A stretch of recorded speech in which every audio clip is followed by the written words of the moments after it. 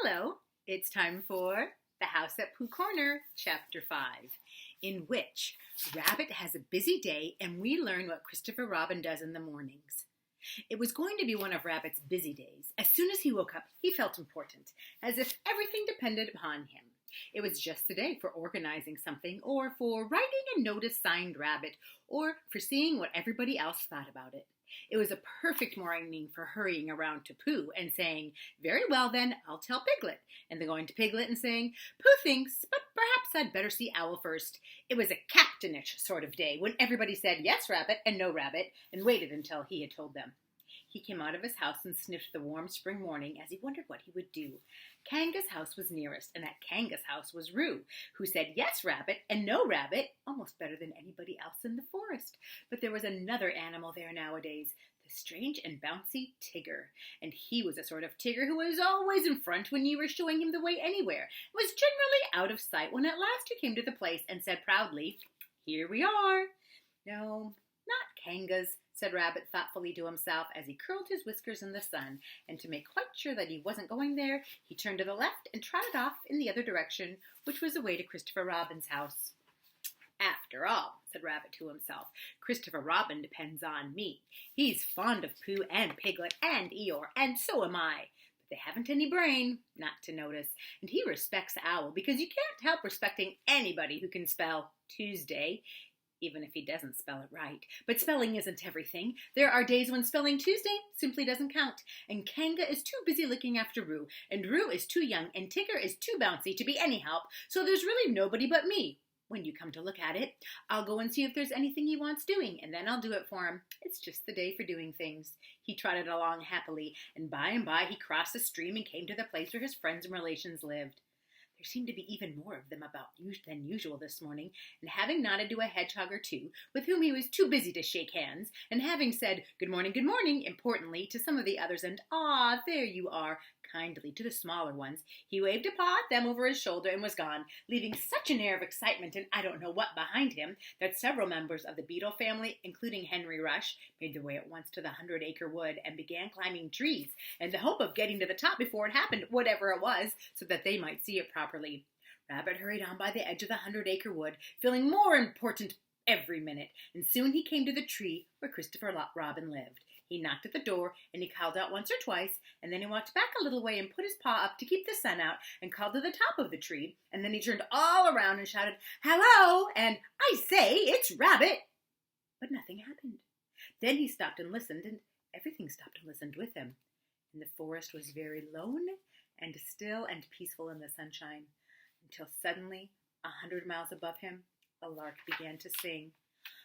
"Bother," said Rabbit, "he's gone out." He went back to the green front door just to make sure, and he was turning away feeling that his morning had gone all spoiled, when he saw a piece of paper on the ground, and there was a pin in it, as if it had fallen off the door. "Ha!" said Rabbit, feeling quite happy again. "Another notice." This is what it said: "Gone out, back sun, busy, back sun, CR." "Ha!" said Rabbit again. "I must tell the others," and he hurried off importantly. The nearest house was Owl's, and to Owl's house in the 100-acre wood he made his way.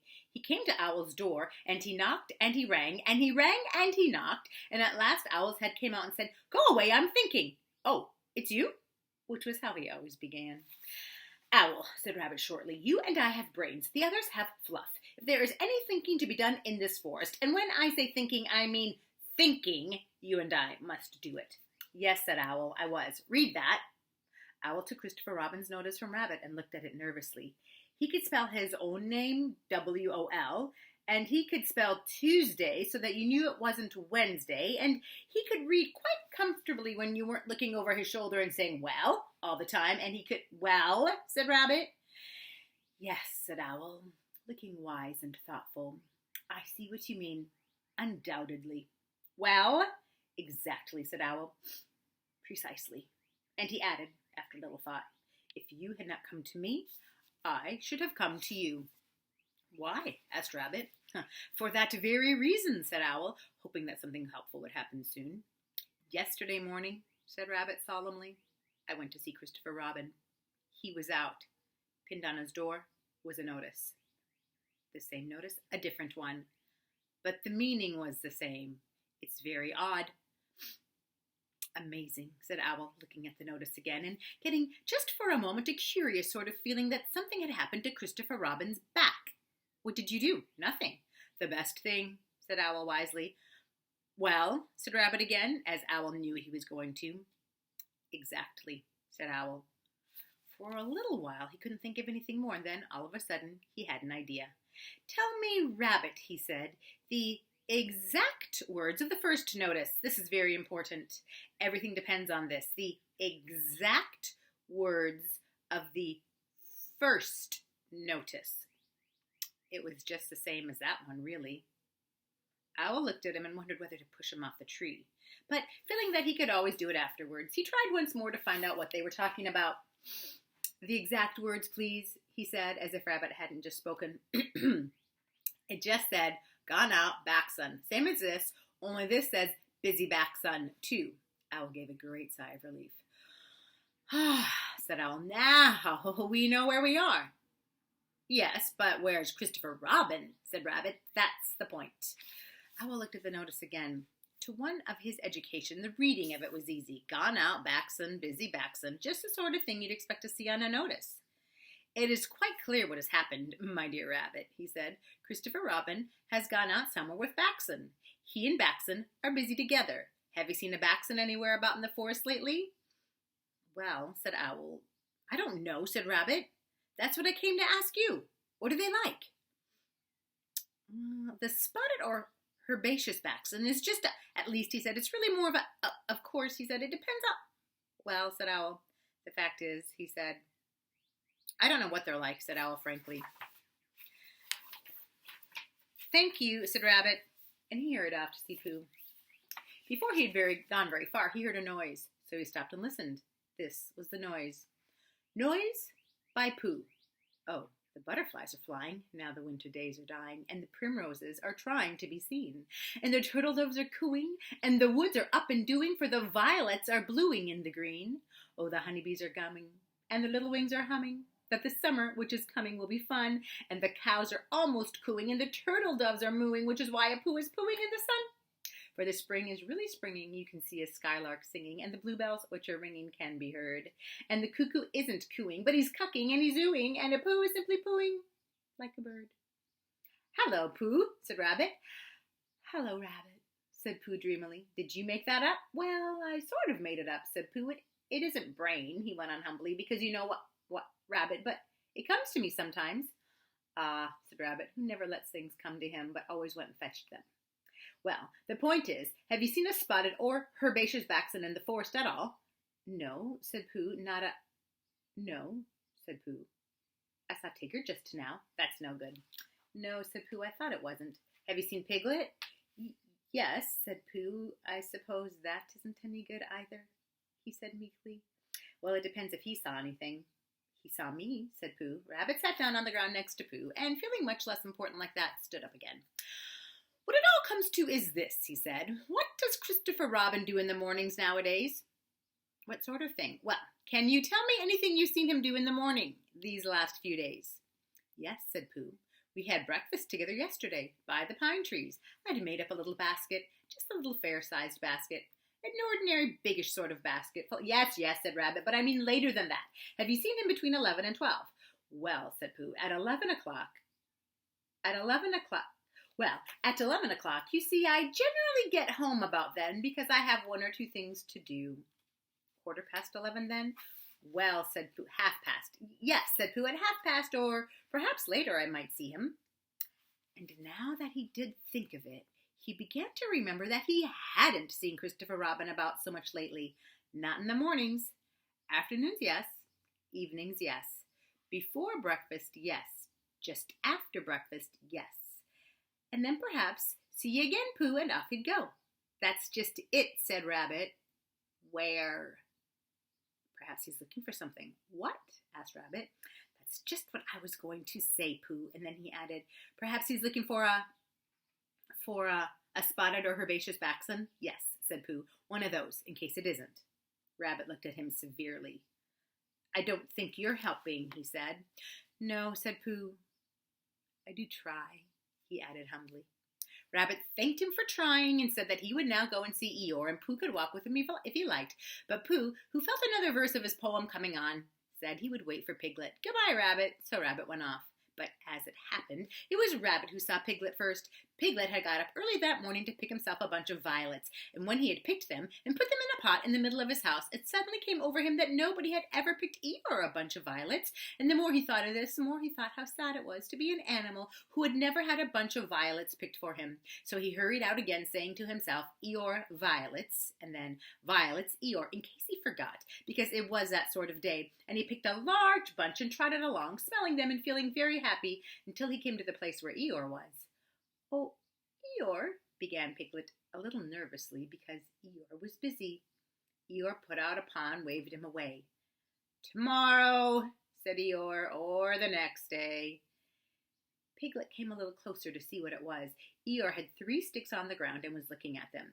2 of the sticks were touching at one end, but not at the other, and the 3rd stick was laid across them. Piglet thought perhaps it was a trap of some kind. Oh, Eeyore, he began again. Is that little Piglet? Said Eeyore, still looking hard at the sticks. Yes, Eeyore, and I know. Do you know what this is? No, said Piglet. It's an A. Oh, said Piglet, not O. A, said Eeyore severely. Can't you hear? Or do you think you have more education than Christopher Robin? Yes, said Piglet. No, said Piglet very quickly, and he came closer to still. Christopher Robin said it was an A, and an A it is. Until somebody treads on me, Eeyore added sternly. Piglet jumped backwards hurriedly and smelt at his violets. Do you know what A means, little Piglet? No, Eeyore, I don't. It means learning. It means education. It means all the things that you and Pooh haven't got. That's what A means. Oh, said Piglet again. Does it? He explained quickly. I'm telling you.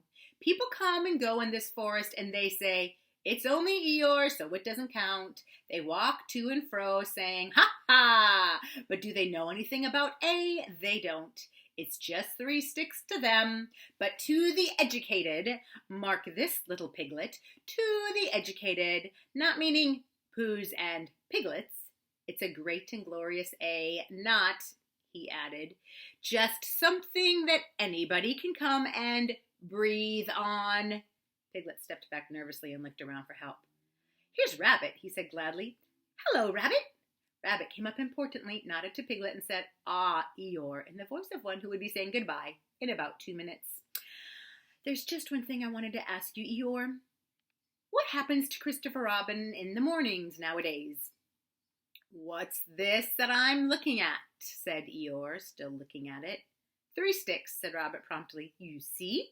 Said Eeyore to Piglet. He turned to Rabbit. I will now answer your question, he said solemnly. Thank you, said Rabbit. What does Christopher Robin do in the mornings? He learns. He becomes educated. He instigates. I think that is the word he mentioned, but I may be referring to something else. He instigates knowledge. In my small way, I also, if I have the word right, am doing what he does. That, for instance, is an A, said Rabbit, but not a very good one. Well, I must get back and tell the others. Eeyore looked at his sticks, and then he looked at Piglet. What did Rabbit say it was, he asked. An A, said Piglet. Did you tell him? No, Eeyore, I didn't. I expect he just knew. He knew? You mean this A thing is a thing Rabbit knew? Yes, Eeyore. He's clever, Rabbit is. Clever, said Eeyore scornfully, putting a foot heavily on his 3 sticks. Education, said Eeyore bitterly, jumping on his 6 sticks. What is learning? Asked Eeyore as he kicked his 12 sticks into the air. A thing Rabbit knows. Ha! I think, began Piglet nervously. Don't, said Eeyore. I think violets are rather nice, said Piglet, and he laid his bunch in front of Eeyore and scampered off. Next morning, the notice on Christopher Robin's door said, Gone out, back soon, C.R. which is why all the animals in the forest, except of course the spotted and herbaceous baxen, now know what Christopher Robin does in the mornings.